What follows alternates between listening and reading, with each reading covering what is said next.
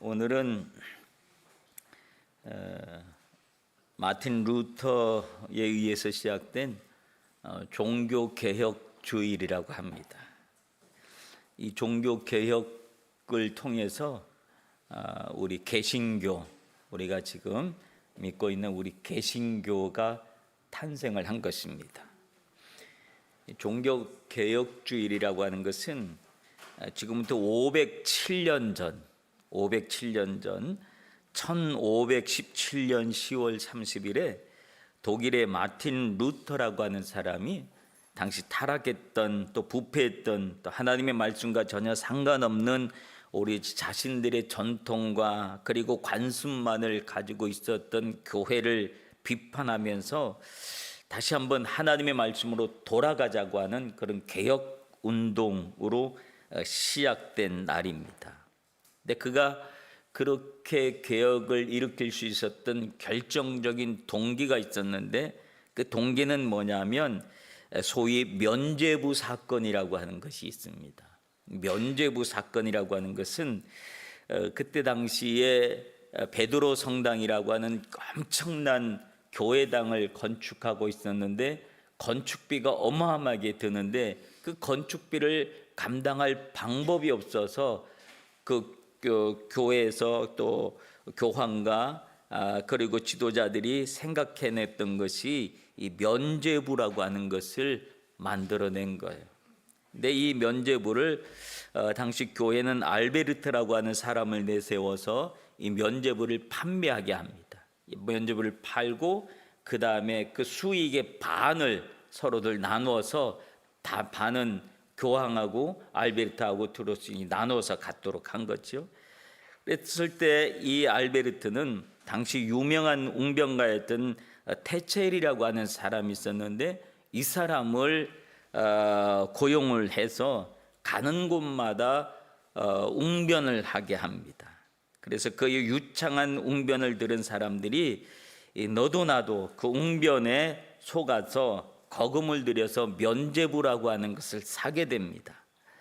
이 면죄부는 이 면죄부를 사면 이미 죽은 조상 중에 지옥이나 연옥에 떨어져 있는, 우리는 우리 개신교에서는 연옥을 말하지 않지만 가톨릭에서는 연옥을 말하고 있잖아요.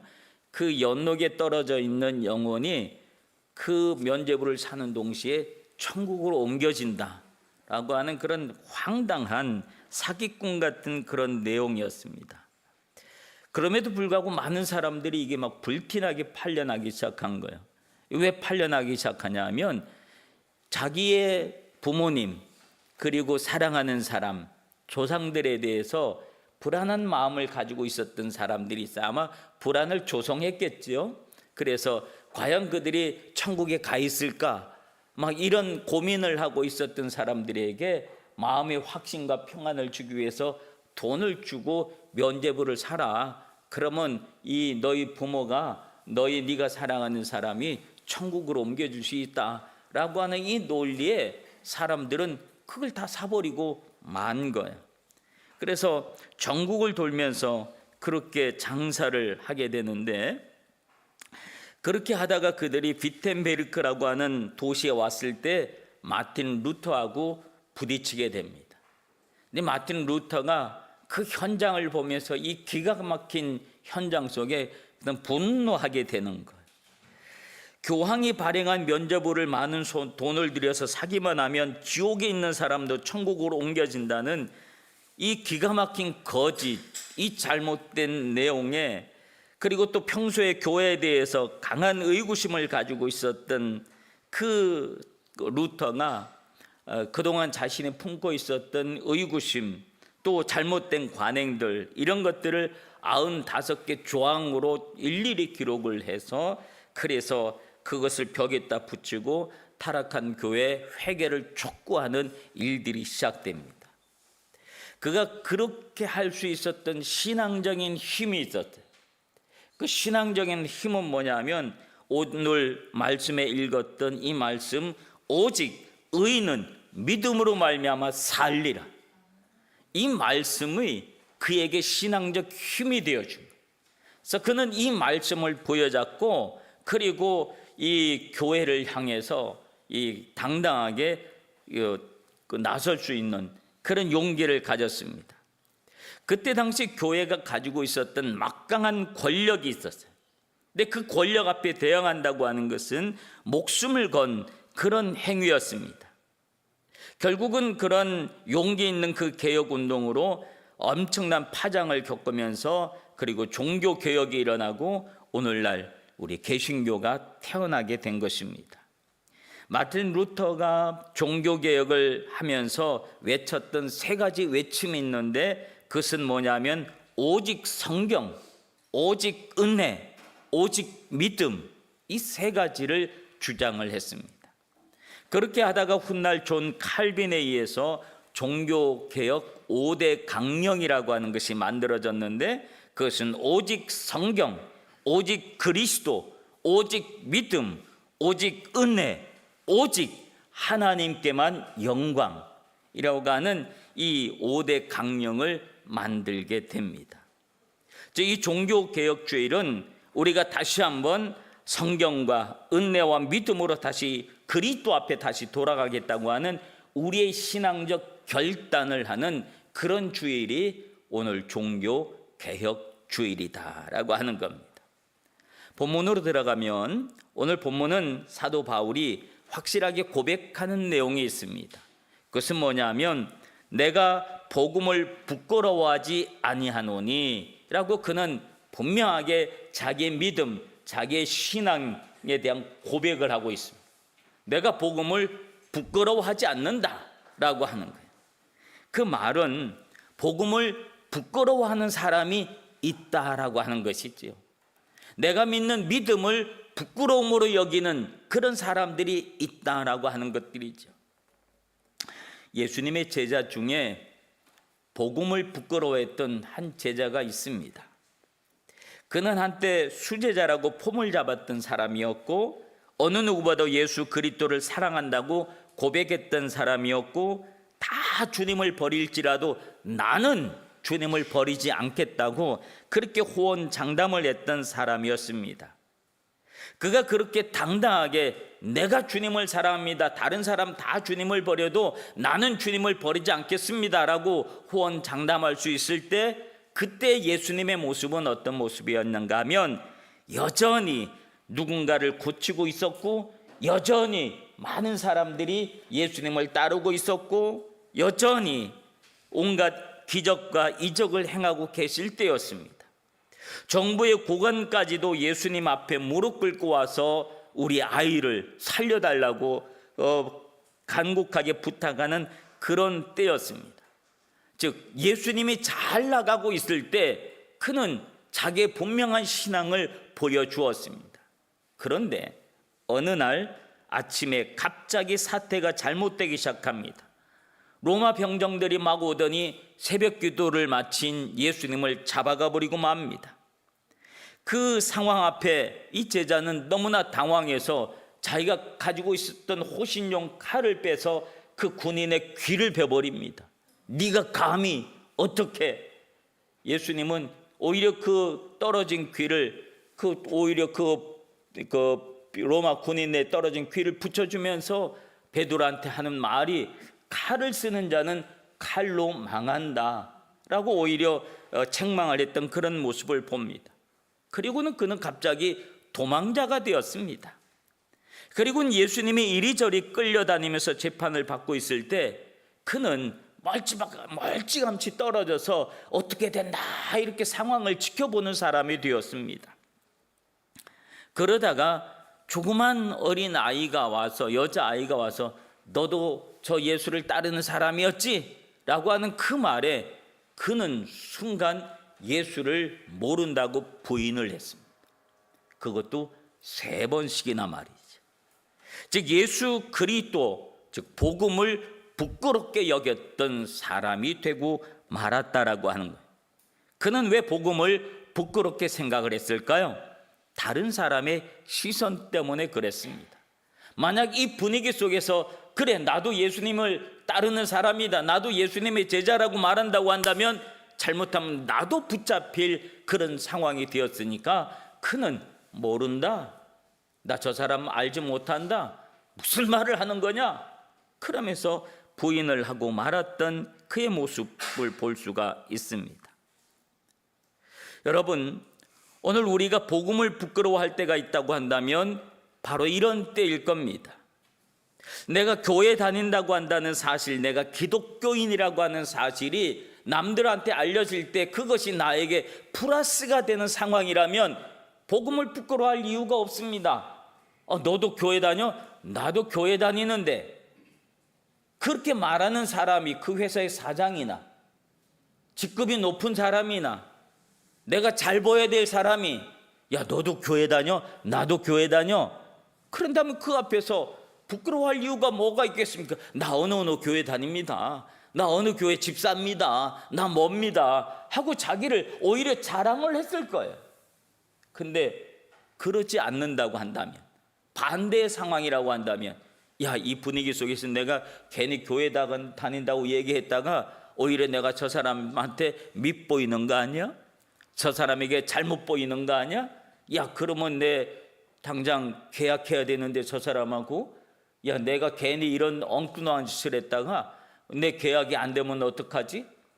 그럴 때에 우리는 복음을 부끄러워하는 자가 되고 만다는 겁니다. 그래서 가립니다. 아닌 것처럼, 안 다닌 것처럼, 모르는 것처럼, 교회는 교자도 모르는 것처럼 그렇게 행동하려고 많은 것입니다. 왜? 그렇게 해야지 내가 이 세상에서, 이 사회 속에서 살아남을 수 있다고 생각하기 때문에 그렇습니다. 그런데 오늘 사도 바울은 복음을 부끄러워하지 않는다고 합니다.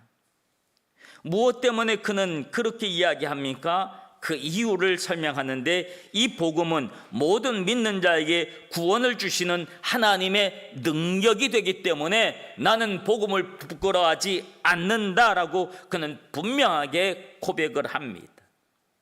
그는 한때 복음을 부끄러워하는 사람이 아니라 그는 한때 복음을 미워했던 사람이었습니다. 예수 믿는 사람을 미워했던 사람이었습니다. 저주했던 사람이었습니다. 그래서 핍박하고 적극적으로 예수 믿는 사람을 잡으러 다녔던 그런 사람이었습니다. 그랬던 사람이었는데 그가 다메섹 도상에서 예수님을 만나고 난 후에 그의 삶의 가치관이 달라지고 그의 인생의 목표가 달라지고 그의 삶의 내용이 달라지고 모든 것들이 다 달라졌습니다. 예수로 인하여 그가 구원을 얻고 보니 하나님의 놀라운 구원의 능력을 그는 체험하게 되었습니다. 세상에 나 같은 사람도 구원하셔. 내가 어떤 사람이었는데, 내가 그렇게 예수 믿는 사람을 박해하고 못 살게 굴했던 사람인데 어떻게 나 같은 사람도 하나님이 나를 구원하실 수 있을까? 하나님은 어떤 분이기에 나 같은 죄인 중에 괴수인 나도 구원하시는가? 라고 하는 사실 앞에 그는 하나님의 구원하신 하나님의 놀라운 능력 앞에 매료되고 말았습니다. 그래서 나 같은 사람도 구원하신 하나님의 능력이라면 이 세상에 구원받지 못할 사람은 아무도 없을 것이다 라고 하는 확신을 갖게 됩니다. 그래서 어떤 핍박자, 어떤 박해자, 어떤 방해꾼을 만나도 그는 굴하지 않았고 오히려 그들에게 복음을 내밀었던, 전해주었던 그런 사람이 되고 말았습니다. 이것이 하나님의 구원의 능력을 경험한 사울을 바울되게 한 하나님의 능력인 줄로 믿습니다. 여러분, 하나님은 우리를 구원하시는 분이신 줄로 믿습니다. 그 다음에 성경은 사도 바울은 계속해서 이야기하기를 하나님의 의가 나타나서 믿음으로 믿음에 이르게 한다라고 고백을 합니다. 즉 복음은 모든 사람을 구원하는 하나님의 능력이면서 그 복음에는 하나님의 의가 나타났다고 복음을 설명해 주고 있습니다. 여러분, 하나님의 의라고 하는 것은 무엇일까요? 우리가 생각하는 의라고 하는 것은 어떤 이미지가 있을까요? 정의로움, 옳고 바르게 사는 것, 아마 이런 이미지를 그 의에다 안고 있을 겁니다. 그런데 하나님의 의라고 하는 것은 그런 내용의 의가 아닙니다. 하나님의 의에는 두 가지가 있는데 그것은 하나님만 가지고 계신 전적인 신적인 의가 있습니다. 그리고 또 한 가지 있는데 그것은 바로 예수님이 성육신 하심과 십자가의 고난과 죽으심 그리고 부활을 통해서 성취하신 의가 있습니다. 이 의가 바로 복음 속에 담겨 있는 하나님의 의라고 하는 겁니다. 우리가 예수 그리스도를 믿음으로 의롭다 하심을 얻은 것은 바로 예수님께서 십자가에서 이루어 주신 의로움이라고 하는 겁니다. 이 십자가에서 이루어진 의의 핵심은 무엇이겠습니까? 그것은 죄입니다. 죄. 예수님이 십자가에서 인류의 죄의 문제를 짊어지시고 십자가에서 돌아가신 겁니다. 그리고 부활하심으로 그 죄의 죄를 해결해 내신 겁니다. 그러므로 우리가 예수 그리스도를 믿음으로 우리의 죄의 문제가 해결되었다라고 하는 사실입니다. 그러므로 믿음으로 믿음에 이르게 하는 출발점이 되는 것입니다. 여기서 말하는 첫 번째 믿음, 그 믿음은 나의 죄를 위하여 십자가를 지신 예수 그리스도를 믿는 믿음입니다. 이 믿음이 없으면 우리는 죄사함을 얻을 수가 없습니다. 영원히 죄사함을 지고 가는 죄의 문제를, 죄의 짐을 짊어지고 가는 그런 존재가 되어서 죄의 삭은 사망이라고 하는 결과를 맞이할 수밖에 없는 존재가 되고 말았습니다. 그래서 우리는 예수 그리스도를 믿어야 합니다. 그 믿음이 우리를 죄로부터 구원하는 줄로 믿습니다. 이 믿음이 여러분에게 있기를 바랍니다. 이 첫 번째 믿음, 그 믿음은 죄의 문제에 있다라고 하는 겁니다. 우리가 의라고 생각하는 그 의의 문제는 옳은 일을 많이 하고 착한 일을 많이 하고 선한 일을 많이 하는 그 의가 아니라 죄의 문제에 있다라고 하는 사실이라고 하는 거예요. 이 첫 번째 믿음이 있는 사람은 두 번째 믿음으로 옮겨갈 수 있다고 하는 겁니다. 믿음으로 믿음에 이르게 한다. 두 번째 믿음으로 옮겨가는 겁니다. 이 두 번째 믿음은 바로 하나님의 자녀로서 살아가는 삶에 관한 부분입니다. 사도 바울이 다메섹 도상에서 예수 그리스도를 만나고 난 후 그는 두 번째 믿음의 삶을 평생을 복음의 전도자로 살아갔습니다. 어떤 핍박이 있어도 환난이 있어도 배고픔과 육신의 고통이 있어도 그는 평생을 기도하면서 하나님의 말씀을 전파하는 믿음의 삶을 살아갈 수 있었던 것은 예수 그리스도로 인한 이 첫 번째 믿음이 있었기 때문에 그 두 번째 그리스도의 증인된 믿음의 삶으로 옮겨갈 수 있었다라고 하는 사실이. 아까 얘기했던 그 제자 누구입니까? 베드로지요. 그 베드로는 이 첫 번째 믿음에 실패한 사람이었습니다. 그는 좋을 때만 믿었던 사람이었습니다. 고난의 때 예수님을 부인했던 사람이었지만 예수님이 부활하시고 난 후 다시 제자들에게 나타나셔서 내가 나를 사랑하느냐? 라고 하는 이 질문을 통하여 그의 첫 번째 믿음을 회복시켜 주셨습니다. 그리고 오순절 성령의 강림으로 그 믿음을 확인시켜 주셨고 확신시켜 주셨습니다. 그랬을 때 제자들은 다시 믿음으로 믿음에 이르는 두 번째 그 믿음의 삶으로 사도행전을 기록할 수 있었다라고 하는 사실입니다. 이 두 번째 믿음이 순교의 자리에 이르기까지 예수 그리스도를 향한 자신의 믿음을 지켜나갔다라고 하는 사실입니다. 여러분, 첫 번째 믿음이 있습니까? 예수님이 나의 구세주라는 사실, 예수님이 나의 모든 죄를 용서해 주셨다는 사실을 내가 믿고 고백하고 회개하면 예수께서 나의 모든 죄를 사해 주시고 구원을 허락하여 주신다고 하는 이 첫 번째 믿음이 우리에게 있습니까? 그렇다고 한다면 우리는 두 번째 믿음으로 믿음에 이르게 하는 그 두 번째 믿음의 삶을 우리가 살아가야 하는 줄로 믿습니다. 구원받은 그리스도인으로서의 삶, 하나님의 자녀로서의 삶, 그 삶을 우리는 살아가야 합니다. 복음의 증인으로서의 삶, 복음의 전도자로서의 삶, 그런 삶을 우리가 살아가야 합니다. 자기 자신만을 위하는 삶이 아니라 하나님의 영광을 위한 믿음의 삶을 살아가시길 주님의 이름으로 축원합니다. 그리고 사도 바울은 계속해서 말합니다.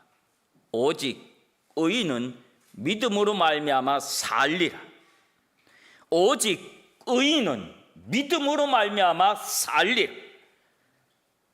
오늘 루터가 이 말씀을 가슴에 품고 그리고 그는 종교개혁을 이루어냈던 것을 봅니다.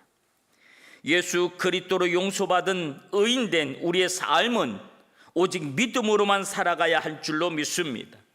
그 삶이 어떤 모습일까요? 앞에서 이야기했던 존 칼빈이 말했던 종교개혁 5대 강령의 모습을 다시 한번 생각해 봅니다. 오직 성경, 오직 말씀으로 살아야 합니다. 우리가 평생 붙들고 살아가게 될 우리의 믿음은 성경입니다. 마틴 루터가 종교개혁을 진행하면서 가장 힘쓴 것이 무엇이냐면 성경을 번역하는 일이었습니다. 당시는 성경이 라틴어로만 써져 있었습니다. 그래서 이것을 번역하는 일을 교회가 허락하지 않았습니다. 거룩한 하나님의 말씀을 어떻게 다른 나라 말로 번역할 수 있느냐? 허락을 하지 않았습니다. 그런데 마틴 루터는 이 종교개혁을 진행하면서 사람들이 알아듣지 못하는 언어로 된 성경이 아니라 우리들이 알아들을 수 있는 성경으로 그는 번역을 하기 시작합니다. 그래서 당시 교회에 있는 신부들만 라틴어로 된 성경을 예배 시간에 읽어댔는데 아무도 알아듣는 사람이 없었습니다. 그래서 모든 사람이 알아들을 수 있도록 이 거룩한 하나님의 말씀이 나의 말씀이 될 수 있도록 그는 번역을 하기 시작했다고 하는 것. 수많은 반대와 박해를 무릅쓰고 성경을 독일어로 번역하여 많은 사람들이 알아들을 수 있도록 하였고, 그 독일어 번역된 성경은 또다시 영어로 번역되어지고 또 다른 각자 나라 말로 번역되기 시작했다라고 하는 것. 그래서 모든 성도들이 성경을 읽고 들음으로 그 속에서 하나님의 뜻을 알고 그 하나님의 말씀대로 하나님의 뜻대로 살아가기를 원했습니다. 지금은 성경책을 일일이 들고 다니지 않는 시대가 되었습니다. 왜냐하면 핸드폰 안에 다 들어가 있으니까 그 일일이 안 들고 다닙니다. 우리는 얼마나 많은 성경의 번역을 우리가 마음만 먹으면 볼 수 있고 읽을 수 있고 그렇게 됐는지 몰라요. 여러분, 하나님의 말씀을 가까이 하시길 바랍니다. 말씀을 더욱더 읽으시길 바랍니다. 그리고 말씀 중심의 삶을 살아가시길 바랍니다. 두 번째는 오직 그리스도로 살아야 합니다. 종교개혁 507주년을 맞이하면서 우리의 영원한 복음이신 예수 그리스도, 그분만이 나의 소망이요 생명이심을 온전히 믿으시기를 바랍니다. 베드로의 신앙 고백처럼 주는 그리스도시요 살아계신 하나님의 아들이십니다라고 하는 신앙의 고백을 가지고 오직 그리스도로 살아가시길 바랍니다. 또한 오직 은혜로 살아야 합니다. 은혜라고 하는 것은 자격 없는 자에게 주어지는 하나님의 특별한 사랑을 말합니다. 십자가의 구원보다 더 큰 은혜는 없습니다. 우리가 연약할 때, 우리가 아직 죄인 되었을 때, 우리가 하나님과 원수 되었을 때 그 아들 예수 그리스도께서 십자가에 죽으심으로 말미암아 하나님과 화목하게 한 것이 은혜입니다. 하나님 내 삶의 모든 부분에 은혜를 더하여 주셨습니다.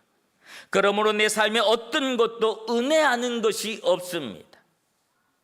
하나님의 은혜를 기억하면서, 하나님의 은혜를 생각하면서 내 삶에 주어진 하나님의 은혜를 우리가 받아서 그 은혜로 말미암아 날마다 여러분의 삶에 웃음꽃이 넘치는 믿음의 삶을, 은혜로운 삶을 살아가시길 간절히 바랍니다. 오직 믿음으로 살아야 합니다. 우리가 영생을 얻은 것은 어떤 행위에 의한 것이 아닙니다. 지식이나 물질을 얻은 것은 더더욱 아닙니다. 오직 예수 그리스도를 믿는 믿음으로 우리가 구원을 얻은 줄로 믿습니다. 그러므로 평생을 믿음으로 살아가야 합니다. 내 삶의 환경이 어떻게 바뀌든 여러분의 믿음이 바뀌어져서는 안 됩니다. 성경을 쭉 읽다 보면 이스라엘 백성들은 늘 환경 때문에 그들의 믿음이 늘 원망과 불평으로 이리 왔다 저리 왔다 헤매있던 그들의 모습을 봅니다. 오늘 우리는 그런 삶이 아니라 내 삶의 환경이 아무리 달라진다 할지라도 예수 그리스도를 믿는 그 믿음의 모습이 흔들리지 않냐고 늘 제자리에 있으시기를 바랍니다. 그 믿음이 여러분을 지켜줄 것입니다. 마지막으로는 오직 하나님께만 영광을 돌리는 믿음의 삶을 살아야 합니다.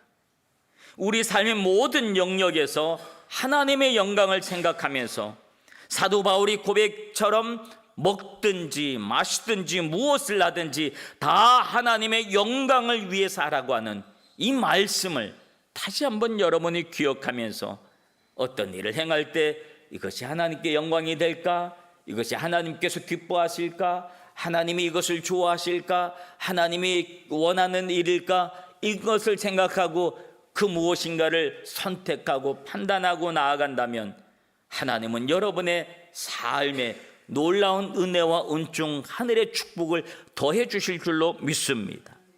사랑하는 성도 여러분, 우리는 종교개혁 507주년 기념 예배를 드리고 있습니다. 마틴 루터가 이루었던 그 개혁은 결코 쉬운 일이 아니었습니다. 당시 거대한 지배계층, 기득권자들을 향한 저항은 목숨을 건 투쟁이었습니다. 그러나 하나님은 하나님의 말씀대로 살아야 한다는 루터의 그 거룩한 결단에 힘을 부어주셨고 결국은 그 부패한 교회와 갈라져 개신교를 탄생시키고야 말았습니다. 그리고 우리에게 자유롭게 하나님의 말씀을 읽을 수 있도록 오직 믿음으로 살아갈 수 있는 길을 열어주었습니다. 우리도 다시 한번 우리 믿음을 돌아보면서 자기 자신을 향한 새로운 개인적인 종교개혁을 이루시길 바랍니다.